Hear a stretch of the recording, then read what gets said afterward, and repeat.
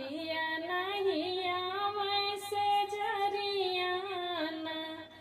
सखी हो नहीं जब गवनवा पिया मोरा लड़का नादनवाना सखी हो नहीं जब गवनवा पिया मोरा लड़का नादनवाना जेठनी बिरही बोलिया बोले जेठनी बिरही बोलिया बोले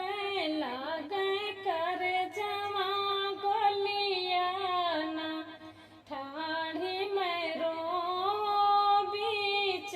अगनवा कैसन लिखल करमवाना ठाढ़ी मैरो बीच अगनवा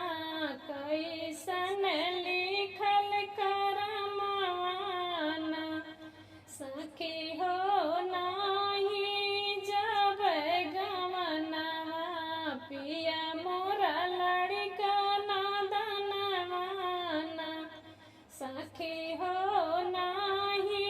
जब गवनवा पिया मोरा लड़का नादनवाना मात पिता को क्या मैं बोलूं मात पिता को क्या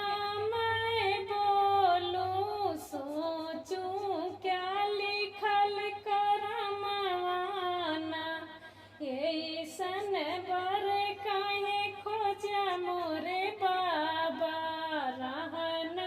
लड़का नादनवाना ऐसन बर काहे खोजा मोरे बाबा रहन